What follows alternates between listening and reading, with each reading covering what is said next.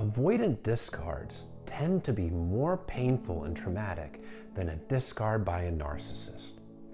And many people, after getting discarded by a narcissist, find themselves in a relationship with an avoidant.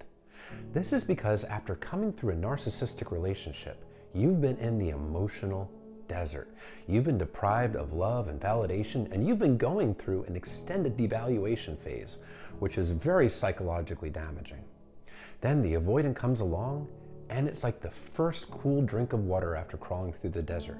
And you don't even notice that it's dirty water. You're just drinking it all up.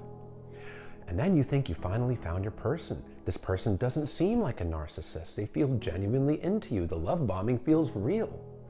And then the discard happens out of the blue.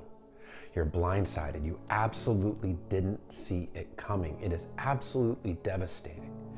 It's like the wind gets knocked out of you and someone reaches into your chest and rips out your heart at the same time.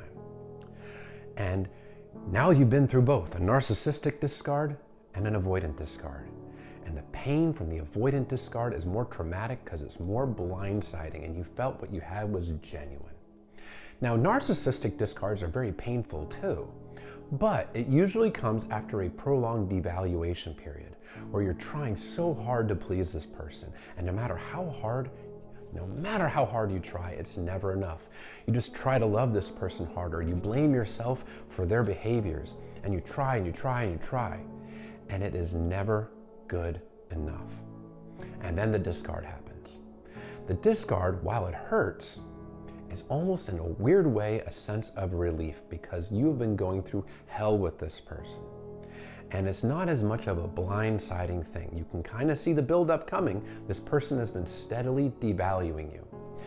A narcissistic relationship is very psychologically damaging, and in many ways psychologically damaging in a way that an avoidant relationship is not.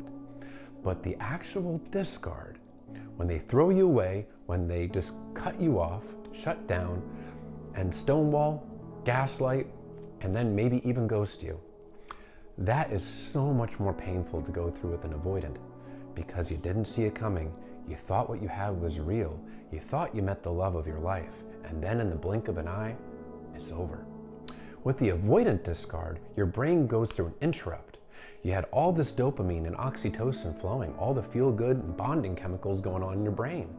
And it is just shut off like that, and your brain goes through a withdrawal. With the narcissist, that dopamine and oxytocin has been winding down because you've been getting devalued by this person. So your brain subconsciously views the avoidant as the only way to get back to that happy place. So for a multitude of reasons, an avoidant discard is generally, in most cases, the most painful kind of discard there is.